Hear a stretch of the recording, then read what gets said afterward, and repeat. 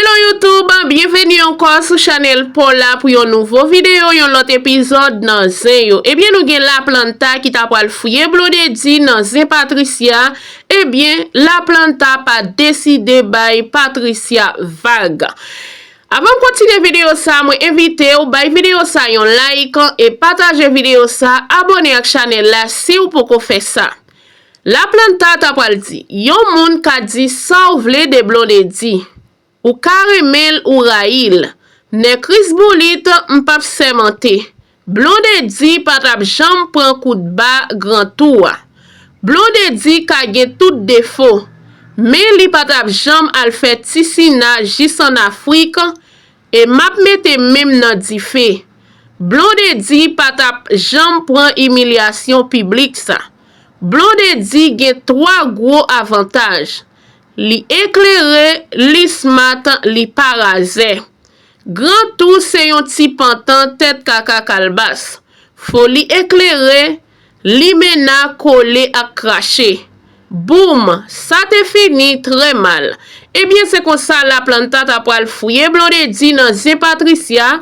Côté la planta t'a pral fait connaître Blondedi c'est un monde qui éclairé, li smart en pile, li patap jamal prend coup de bassa jis en Afrique. Blondedi patap jam prend humiliation sa public côté africain patap jam dil li gen vente séril. Eh bien pendant la planta t'a pral citer non Blondedi dans Zin Patricia, eh bien en pile fanatique Blondedi t'a pral lever camper pour dire la planta pas mette Blondedi dans Zin Patricia, démêler avec Patricia, mais pas fouiller Blondedi dans Zin. Eh bien, pile fanatique t'a pral réagir. Pas mette Blondedi dans Zin ça non pour pas quitter ou pour pas al jouer fille. Parce que ça me connaît, li te mette pour Blonde, li te fait crémer ak di perfect. Li jouer fille matin, midi et soir. Jouer fille tisina grand moun kanay.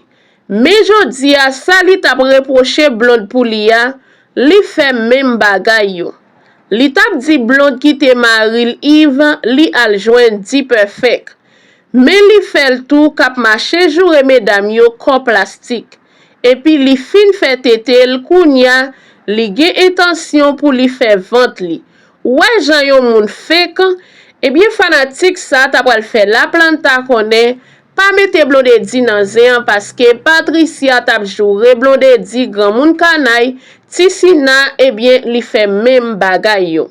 Mes amis, temps privé, mettez Blonde à terre pour nous souple. Ta lè pour fia pa vin passe rage li sou malheureuse la please.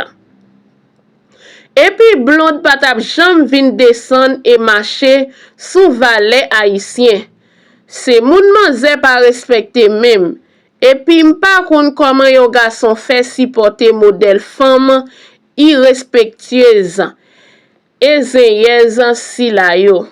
Retirez nos Blondes dans affaire s'il vous plaît.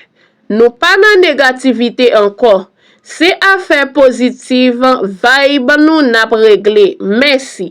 Eh bien fanatique yo mande la planta pour retirer Blondedi dans Zin côté li fourel dans Zin Patricia. Chaque moun c'est un moun. Chaque moun gère la vie yo, gens qui fait yo plaisir. Blondedi c'est Blondedi. Patricia c'est Patricia. C'est pas première fois yon moun fréquenter yon l'autre nation.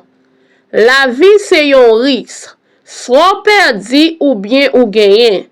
Donc, si Patricia te yon kokorat, ça pas t'a fait tout bruit ça. C'est parce qu'elle c'est yon qui gen non qui fait ça fait bri. Ça va faire parole garçon. Gon jan pouye. Eh bien, c'est comme ça fanatique Blondedi yo te réagi yo pas d'accord parce que la planta fouille Blondedi dans Zin. Yo fait la planta connaît talè comme ça Patricia ka quitté la planta, li vin passer rage là sous Blondedi parce que les Blondedi te fait ka di perfect. Eh bien, Patricia te kon a joure Blondedi, tisina grand moun kanay, eh bien, Patricia fait même bagay la. M'pral invite nou tande la planta kap mette pour Patricia. Bay vidéo sa yon like et partagez, abonnez à la chaîne là. Si vous pouvez faire ça, partagez avec yon lot zami.